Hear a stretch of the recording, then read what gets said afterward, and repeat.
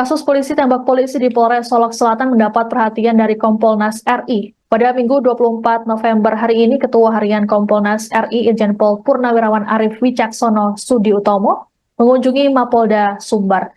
Kedatangan Arif ini disambut langsung oleh Kapolda Sumbar Irjen Pol Suwaryono bersama para pejabat utama Polda Sumbar. Untuk mengetahui informasi lengkapnya, kami sudah terhubung dengan jurnalis Tribun Padang, ada Wahyu Bahar. Selamat siang, Wahyu. Selamat siang, Rizka.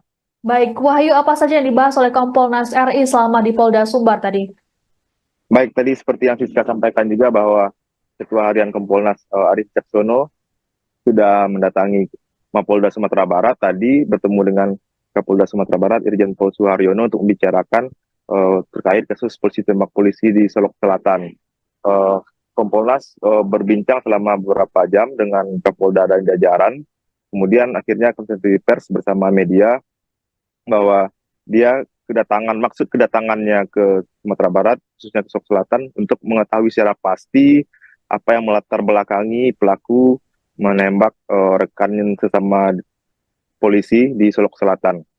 Adapun yang disampaikan oleh Kompolnas tadi ialah mereka akan bergerak ke Solok Selatan untuk melihat TKP di Mapolres Solok Selatan. Arif Wicaksono bilang perlu bagi Kompolnas untuk mengecek TKP, olah TKP, melihat langsung kejadiannya seperti apa, kondisinya seperti apa, suasana malamnya seperti apa, seperti yang digambarkan dalam data awal bahwa kejadian ini terjadi sekitar pukul 00.15 dini hari.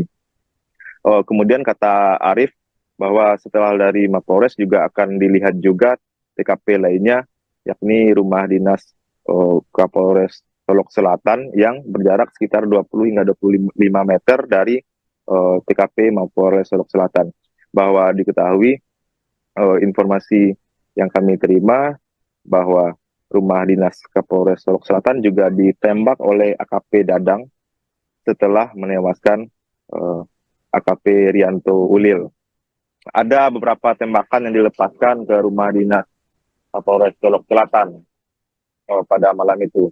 Kemudian tentunya kata Arif, ini akan menjadi evaluasi bagi instansi Polri sendiri terkait kasus polisi tembak polisi ini. Katanya setelah dari Mapolda tadi Kompolnas akan bergerak ke Solok Selatan. Baik. Itu informasi kami terima tadi. Baik. Wahyu, ini tersangka merupakan polisi aktif. Apakah sudah ada informasi mengenai sidang etik yang akan dijalani oleh AKP Dadang? Sejauh ini pemeriksaan etik masih berlangsung. Target dari Kapolda selama 7 hari akan dilakukan sidang etik. Paling tidak katanya pada Selasa besok akan dijalani sidang etik terhadap tersangka. Kemudian informasi yang tadi kami himpun juga dari Ketua Harian Kompolnas, juga dari Kapolda Sumatera Barat, bahwa tersangka kemarin masih dalam kondisi yang tidak baik, dia tidak mau makan, dan per hari ini tersangka AKP Dadang sudah mau makan dan dalam kondisi yang sehat. Kata Kompolnas bahwa ini penting untuk terus menyelidiki kasus ini secara jelas, secara terang ketika tersangka dalam keadaan sehat. Baik. Tadi sempat disinggung bahwa tersangka sempat menembaki rumah dinas Kapolres Solok Selatan selesai membunuh AKP Ulil. Apakah saat kejadian Kapolres ada di rumahnya, Wahyu? Benar seperti yang dikatakan Ketua Harian Kompolnas, juga dikatakan Kapolda Sumatera Barat, bahwa usai tersangka melepaskan tembakan 2 kali ke korban hingga tewas, kemudian dia menaiki mobil dinasnya, jarak sekitar 20 hingga 25 meter ada rumah dinas Kapolres Solok Selatan. Lalu tersangka menembak sebanyak ada beberapa kali tembakan, yang pasti ada 7 lubang di magazin pistol dari tersangka itu. 6 selongsong peluru ditemukan di sekitar rumah dinas. Ada sekitar 7 lubang di magazin tersebut. Kemudian kondisi Kapolres dan keluarga selamat dalam peristiwa malam itu. Kemudian tadi juga Kapolda memastikan kembali, mengklarifikasi kembali bahwa tersangka tidak ada dalam gangguan jiwa saat melakukan penembakan tersebut. Tersangka melakukan penembakan pembunuhan tersebut dalam keadaan sadar. Itu yang disampaikan oleh Kapolda tadi.